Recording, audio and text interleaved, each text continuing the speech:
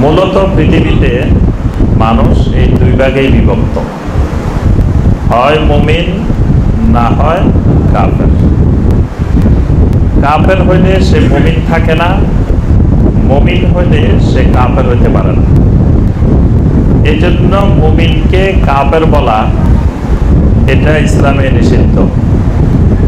আল্লাহ রাব্বুল আলামিন কোরআনে কারিমের আয়াত নাজিল করে বলে দিয়েছেন যে যে ব্যক্তি তোমাদেরকে সালাম দেয়, লিমান আলকা ইলাইকুমুস সালাম, যে তোমাদেরকে সালাম পেশ করে, তোমরা বলিও না যে লাস্তা মুমিনা, তুমি মুমিন না, এই কথা বলিও না। এবং নবী সাল্লাল্লাহু আলাইহি ওয়াসাল্লাম আরো ব্যাখ্যা করে বলছেন, মান সাল্লা সালাতানা ওয়াস্তাকবালা কিবলাতানা, যে ব্যক্তি আমাদের মতো সালাত কায়েম করে, আমাদের কিবলাকে কিবলা মনে করে, ফাহুয়া মুসলিম, সেই লোকটা মুসলিম। অর্থাৎ এই লোকটাকে কাফের বলা যাবে না। যতক্ষণ পর্যন্ত ইমানের গণ্ডির ভিতরে, ইমানের সীমানার ভিতরে কোনো মানুষ থাকবে, তিনি যত কবিরা গুনাহ করুক না কেন, যত আল্লাহর নাফরমানি করুক না কেন, লোকটাকে গুনাহগার বলা যাবে, ফাসিক বলা যাবে, বা তার কর্মকাণ্ডকে কুফরি বলা যাবে, শিরিক বলা যাবে, কিন্তু ব্যক্তিটাকে কাফের বা মুশরিক এই বিশেষণে বিশেষায়িত করা যাবে না। এটা আহলুস সুন্নাহ ওয়াল জামাতের মত। যেমন কেউ যদি ইচ্ছাকৃতভাবে সালাত ছেড়ে দেয়, এই সালাত ছেড়ে দেওয়াটা কুফরি, তাহলে তার কর্মটা কুফরি। কিন্তু যে লোকটা সালাত ছেড়ে দিছে ইচ্ছাকৃতভাবে, লোকটাকে কাফের বলা যাবে না। তার কর্ম কুফরি, কিন্তু লোকটাকে আমরা কাফের বলি না, আমরা বলি তার কাজটা কুফরি করছে। যেই লোকটা মাজারে সাজদা করতেছে, যে লোকটা মাজারে মান্নত করতেছে, যেই লোকটা আল্লাহ রাব্বুল আলামিন ছাড়া অন্য কারো কাছে সন্তান চাইতেছে, বিপদ আপদ দূর করার জন্য চাইতেছে, লোকটার কর্মকাণ্ড শিরিক, কিন্তু লোকটাকে আমরা মুশরিক বলি না। লোকটাকে বলি না যে লোকটা মুশরিক, কিন্তু তার কাজটাকে আমরা বলি শিরক। এটা হলো আহলুস সুন্নাহ ওয়াল জামাতের আকীদা। অনেকে এই সূক্ষ্ম বিষয়টা বুঝতে পারে না। তার কাজটা শিরিক বলা মানে তাকে মুশরিক বলা না, তার কাজটা কুফরি বলা মানে তাকে কাফের বলা না। শিয়াদের কর্মকাণ্ড কুফরি, শিয়াদের অসংখ্য আকীদা কুফরি আকীদা, শিয়াদের অসংখ্য কর্মকাণ্ড শিরিকি কর্মকাণ্ড। অর্থাৎ কুফর, শিরিক, বেদাতে বর্তমান দুনিয়াতে মুসলিমদের মধ্যে সবচাইতে আগানো শিয়া সম্প্রদায়। যেমন কুফরি, তেমন শিরিক, তেমন বেদাত। এবং বলা যায় আমাদের সুন্নি নামদারীদের মধ্যে যে শিরক এবং বেদাতের অনুপ্রবেশ ঘটেছে, এইগুলারও মূল হোতা, মূল আবিষ্কারক আপনার শিয়া সম্প্রদায়।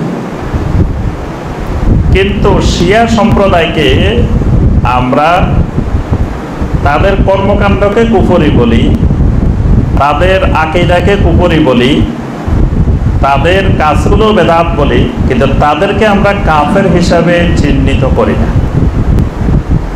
যদি কাফের হিসাবে চিহ্নিত করতামই আমরা, তাহলে তারা হারামের সীমানায় প্রবেশ করার অধিকার পেত না।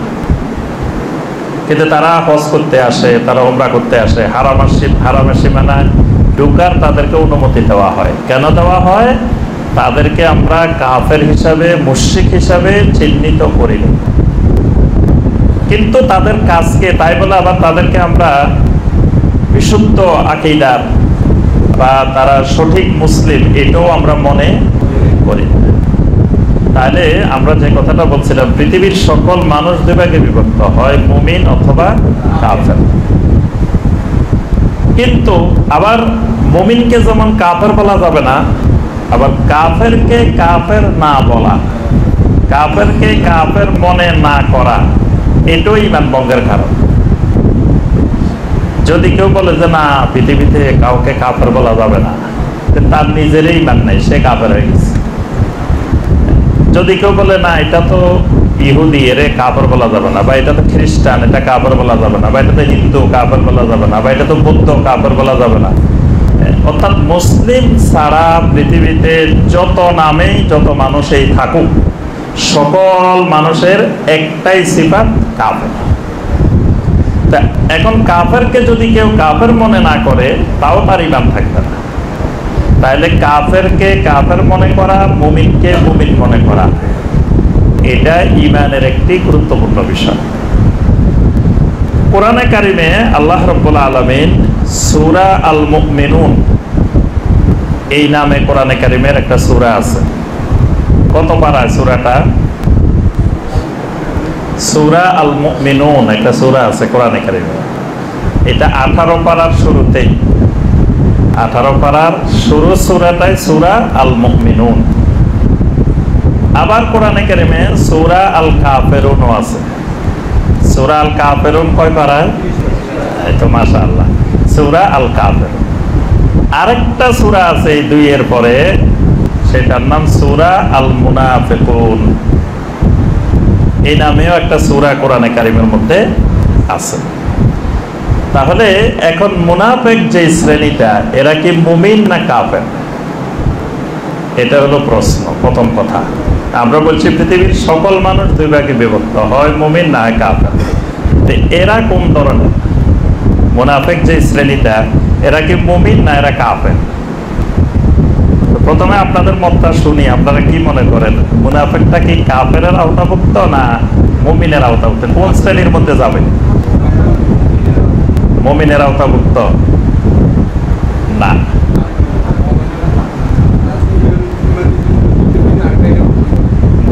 মুনাফিক যে শ্রেণীটা, এদের মধ্যে একটা শ্রেণী কাফেরের অন্তর্ভুক্ত, একটা শ্রেণী মুমিনের অন্তর্ভুক্ত। মানে গড়ে সবাই কাফেরের অন্তর্ভুক্ত না, আবার সবাই মুমিনের অন্তর্ভুক্ত না। কারণ মুনাফিকিটা দুই ধরনের। একটা মুনাফিকি হলো আকীদার মুনাফিক, বিশ্বাসগত আকীদাগত মুনাফিক। এই আকীদাগত মুনাফিক যারা হবে তারা কাফের, এই ব্যাপারে কোনো সন্দেহ নাই। আরেকটা মুনাফিক আকীদা ঠিক আছে, আকীদা মুমিনের আকীদা, আকীদা মুসলিমের আকীদা, কিন্তু সে এমন কিছু কাজ করে যে কাজগুলো মুনাফিকের বৈশিষ্ট্য। এই মানুষগুলা মুমিনের অন্তর্ভুক্ত, কিন্তু সে যে কাজগুলো করে এই কাজগুলো কবিরা গুনাহ, এই কাজগুলো হারাম, এই কাজগুলোর কারণে তার শাস্তি হবে, কিন্তু সে ঈমান থেকে খারিজ হবে না, সে মুমিন থাকবে। এই কারণে নেফাকে দুই ভাগে ভাগ করা হয়, একটা নেফাকে ইতিকাদি, একটা নেফাকে আমলি। নেফাক দুই ধরনের। যদি সেটা আকীদার নেফাক হয় তাহলে সে কাফের, যদি সেটা আমলের নেফাক হয় তাহলে সে মুমিন, তবে কবিরা গুনাহগার। এবার আসেন আমরা মূল, এটা হলো ভূমিকা স্বরূপ আমরা প্রথমে মুনাফিক সম্পর্কে একটা ধারণা দিলাম। আগে এই ধারণাটা মাথায় রাখতে হবে যে আমরা যাদের আলোচনা করতেছি এরা কাফের না এরা মুমিন, তো এরা কোন শ্রেণীর অন্তর্ভুক্ত হবে, এটা যদি জানা না থাকে তাহলে হিসাব অঙ্ক মিলবে না। এই কারণে আগে আমরা এটা ধারণাটা পরিষ্কার করে নিলাম। এবার আসেন মুনাফিক কাকে বলে।